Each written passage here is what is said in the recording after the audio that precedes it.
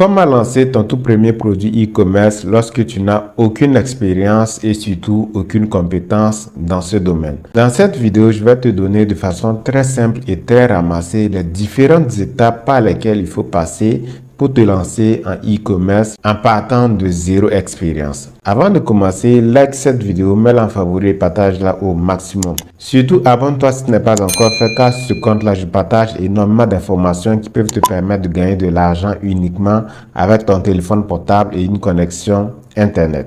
C'est parti. D'abord, c'est quoi on appelle l'e-commerce? Tu entends partout, les gens parlent de e-commerce, il y a des jeunes qui font des millions en e-commerce, ainsi de suite, mais tu ne sais pas concrètement ce que c'est. Il faut savoir que l'e-commerce, c'est tout simplement la vente en ligne ou encore le commerce électronique. C'est tout simplement le fait d'utiliser les outils d'Internet ou encore les outils du digital pour faire de la vente, pour faire du commerce. Étant donné que ça se fait en ligne, on va absolument avoir besoin d'un téléphone portable ou d'un ordinateur et d'une connexion Internet pour pouvoir exercer efficacement l'e-commerce. Mais attention, l'e-commerce, c'est bien sûr de la vente en ligne, mais toute vente en ligne n'est pas forcément du e-commerce. Je vous explique. En réalité, l'e-commerce obéit à une méthodologie très claire, à des techniques très claires qu'il faut mettre en place pour pouvoir faire des ventes sur Internet. Alors que la vente en ligne, c'est très simple. Le fait de prendre son téléphone tout simplement et de capturer les photos d'un produit qu'on va poster sur Internet peut être considéré comme de la vente en ligne. Mais ça n'obéit pas forcément à tout ce qu'il faut mettre en place, la méthodologie qu'il faut suivre pour pouvoir parler véritablement de e-commerce. C'est ça la différence. En e-commerce, il y a une méthodologie très claire qu'on va essayer de suivre pour maximiser nos chances de réussir dans ce business. On ne va pas essayer de commander tout et n'importe quoi et prendre des photos d'articles qu'on va poster un peu partout sur les réseaux sociaux pour essayer de faire du e-commerce. Ce n'est pas comme ça que ça marche. Maintenant, étant donné que l'e-commerce c'est aussi de la vente, on va vendre essentiellement des produits ou encore des services. Maintenant, dans le lot des produits, il y a ce qu'on va appeler les produits digitaux qu'on peut vendre aussi dans le circuit du e-commerce et il y a les produits physiques. Mais dans cette vidéo, on va se concentrer essentiellement sur l'e-commerce des produits physiques. Maintenant que vous savez ce que c'est que l'e-commerce à proprement parler, abordons maintenant la toute première étape qu'il faut respecter pour se lancer en e-commerce. La première étape en e-commerce est naturellement la recherche de produits. Là, tu vas utiliser des stratégies variées pour trouver ce qu'on appelle un produit gagnant. Un produit gagnant, c'est ce produit-là qui va se vendre facilement sur Internet. Un bon produit doit être d'abord un produit qui répond à un besoin. Ensuite, il doit être un produit qui est disponible et aussi, ça doit être un produit avec lequel on peut faire des bénéfices. Si le produit il répond à un besoin et qu'il est disponible, mais qui ne permet pas de gagner de l'argent, alors nous n'allons pas nous positionner sur ce produit-là. Si tu trouves un produit qui répond à tous ces critères-là, tu vas très certainement réussir ton business de e-commerce. Et il faut savoir que plus le besoin auquel le produit répond est urgent, plus le produit va se vendre facilement. Il y a bien entendu plusieurs techniques qu'on peut utiliser pour trouver des produits gagnants. Par exemple, on peut rechercher des produits gagnants sur TikTok, on peut retrouver des produits gagnants sur la bibliothèque publicitaire de Facebook, on peut retrouver des produits gagnants à l'aide de certaines plateformes, ainsi de suite. Ok, mais dans cette mini-formation, on ne pourra pas entrer dans les détails détaillés. Après avoir identifié ton produit gagnant, tu vas attaquer maintenant la deuxième étape qui consiste en la recherche d'un fournisseur pour ton produit gagnant. Naturellement, tu as ton produit gagnant. Maintenant, il faut que tu trouves quelqu'un qui peut te fournir ce produit-là. Et là, tu peux te tourner vers les fournisseurs locaux pour voir s'ils proposent le produit à un prix qui peut t'arranger, pour vérifier si le critère de rentabilité, en tout cas, sera respecté. Là, tu commandes directement avec les fournisseurs locaux pour essayer de vendre. Mais si tu n'as pas la possibilité de retrouver ce produit-là à bon prix au niveau local, tu vas te tourner vers la Chine en passant naturellement par la plateforme Alibaba. Essayer de voir est-ce qu'il y a des fournisseurs qui proposent ce produit-là là-bas à bon prix. Est-ce qu'il y a des visuels, des images déjà très jolies du produit, est-ce qu'il y a des vidéos du produit qui tournent déjà là-bas, ainsi de suite. Donc, en te tournant vers le fournisseur, tu vas essayer de commander une certaine quantité de la marchandise. Maintenant, si c'est ta toute première fois de te positionner sur un produit donné, tu vas essayer de prendre une quantité quand même raisonnable parce que tu n'es pas tout à fait sûr que ça va sortir. Donc, tu prends une petite quantité pour avoir le stock avec toi. Et si tu as commandé ton produit depuis la Chine, d'ici que ça arrive chez toi, ça va prendre quand même un certain temps. Donc, pendant que le produit sera en cours de route, tu vas attaquer maintenant la troisième étape. La troisième étape, c'est le branding de ton business. Maintenant que tu sais quel type de produit tu veux vendre, tu vas te demander quel nom tu vas donner à ton business.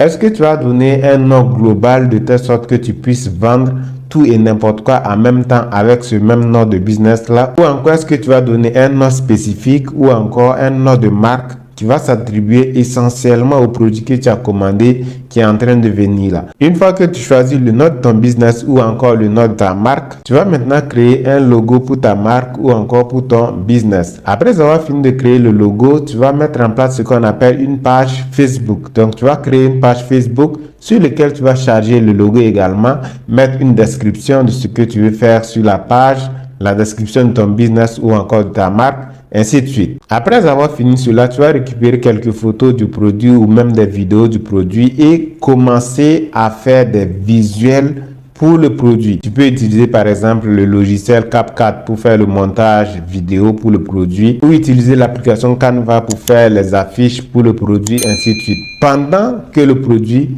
n'est pas encore arrivé. Toujours dans cette étape-là, tu vas mettre en place ce qu'on appelle des boutiques en ligne pour le produit. Tu vas créer un WhatsApp Business qui a aussi une boutique en ligne. Tu peux mettre en place une boutique Shopify. Tu peux mettre en place une boutique YouCan.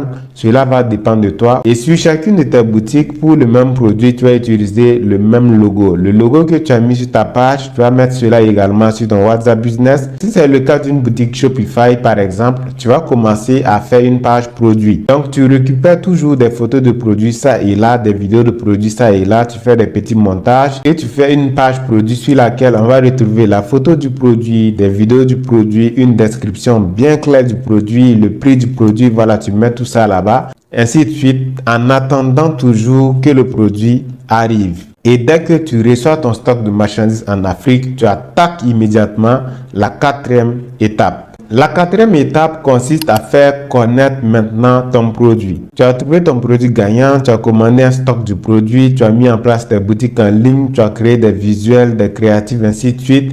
Tu vas utiliser ces visuels-là maintenant pour les mettre en publicité et c'est la publicité qui va permettre à ce que ton produit soit vu. Là, tu vas configurer une campagne publicitaire. Si c'est une boutique Shopify, la campagne va rediriger ceux qui vont tomber sur ta publicité directement sur Shopify, sur ta page produit pour qu'ils puissent voir les détails du produit et décider peut-être de passer commande. Et si c'est le cas d'une boutique WhatsApp Business, ceux qui vont tomber sur ton produit, sur ta publication sur Facebook, vont cliquer dessus et te rejoindre automatiquement sur WhatsApp pour commencer à discuter. Ça, c'est la quatrième étape et c'est une étape très importante. Si tes campagnes publicitaires ne sont pas efficaces, ne sont pas configurées de façon professionnelle, même si ton produit est bon, ton produit est gagnant, il ne pourra pas se vendre. Puisque en fin de compte, les bonnes personnes ne vont pas tomber sur le produit. Et enfin, on arrive sur la cinquième étape qui consiste à faire le closing. Le closing, c'est tout simplement la conversion. Donc, tu vas souvent analyser les résultats sur Shopify afin d'optimiser pour que quand les gens arrivent là-bas, qu'ils fassent confiance au produit et qu'ils achètent ou qu'ils passent commande. Parce que